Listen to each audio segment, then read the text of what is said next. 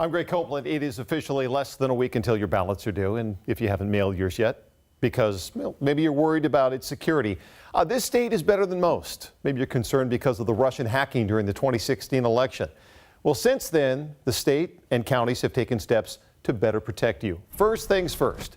Remember, Washington is vote by mail. Your biggest concern really should be how to safely get your ballot to the county elections office. Now, most people drop theirs in the mailbox.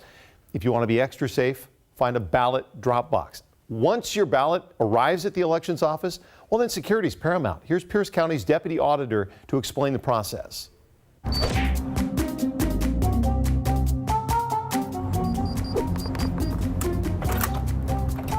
The second people walk onto the property, they're under recorded video surveillance.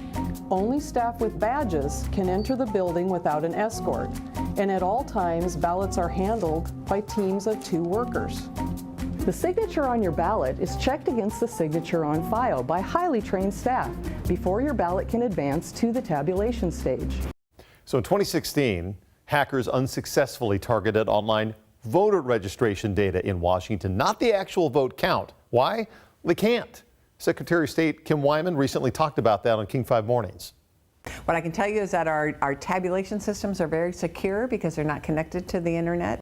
There you have it. That's simple. King County Director of Elections Julie Wise talked security today with the County Council, saying a Department of Homeland Security audit last year likened it to that of nuclear sites.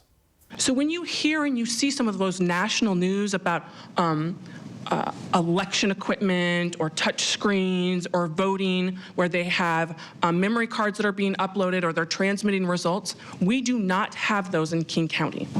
No, they do not. But they do have, Mark and Lori, 50 security cameras that run 24/7 and 6 live web cameras that you can access to keep an eye on the process if you would like. Mark? All right. All good to know. Greg, thank you.